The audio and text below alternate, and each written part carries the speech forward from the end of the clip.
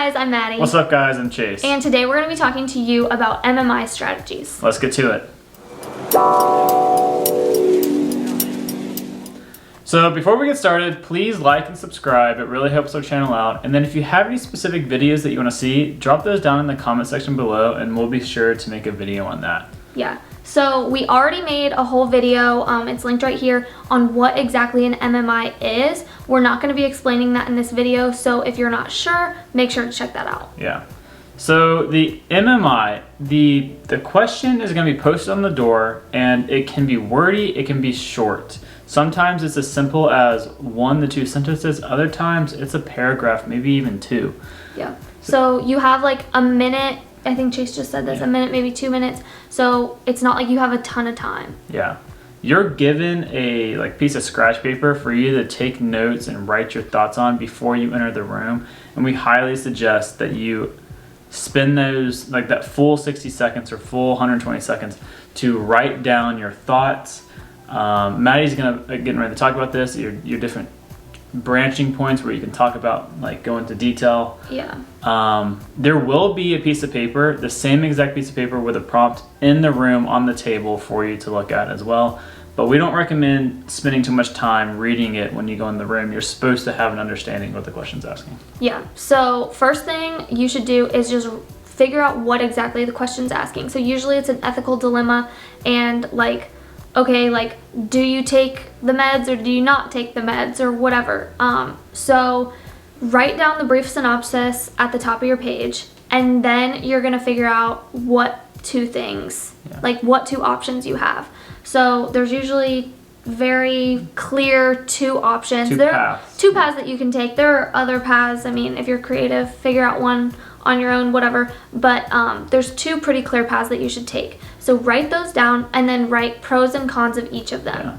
Then what you're going to do is figure out which one is the best choice, ethically, rationally. Usually it's a safe bet if it's the most ethically correct. So even if you don't necessarily agree with it, the ethical choice is always the best choice. Yeah. Never break the law, never lie, have a patient lie or anything like that. Yeah. Always follow policy. That gets you 90% of the way there. Yeah. So yeah, that's pretty much the key. So then they'll tell you to enter the room. Yeah, and then once you enter the room, shake hands with every person in the room. Sometimes there's someone sitting in a corner that's just dictating what you say. Introduce yourself to them as well. Your time has already started, so the more people in the room that you can go and find to shake their hand, the better. Yeah, because if you have 8 minutes, 8 minutes can either be incredibly fast or so slow.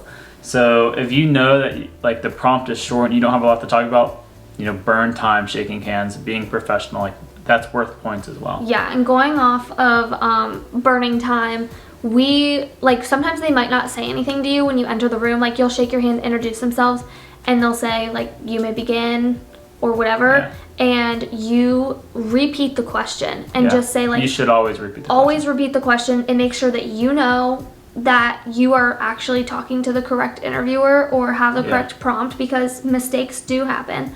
And it also burns some time. Yeah. So, and it also kind of makes you feel calmer. Yeah, it calms you down. It's like a warm-up. So you are graded on more than what you say. You're graded on your professionalism. You're graded on how well you speak. You're also graded on what you say and the logic that you have. So it's more than just the words you say. So make sure that you are acting like a normal interviewing candidate to get into a graduate school. Yeah, don't forget this is actually an interview, and they are seeking out, they're trying to use what you say to pick out qualities about you to see if you're a good person. It shows your character. It shows your character a lot more than a piece of paper on an application can look like. Yeah. So basically, after you repeat the question, you'll just kind of get into it. You'll say I see 2 paths that we could take here. Here's the pros for this one. Here's the cons for this one. Here's the pros for this one. Here's the cons for this one. Always give 2 sides. Always give 2 sides. And then say, I think that the best option is this because this, this, and this.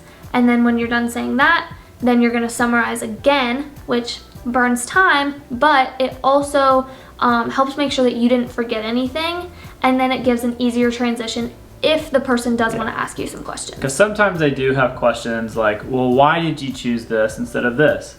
Right. That goes into our next point. If they ask you to change your mind about something, Or like hinting that you're wrong, you're probably not wrong. you're probably not wrong. They're seeing if you are easily manipulated or easily like changing, like you're not confident in yourself. yeah. So Just stay confident in your decision, stick to your guns unless you realize you've like really messed up. Like, oh, I just told my patient to kill somebody. Like, that's probably not your best choice. Yeah. But unless... But most of the time, just stay with what you said. Yeah.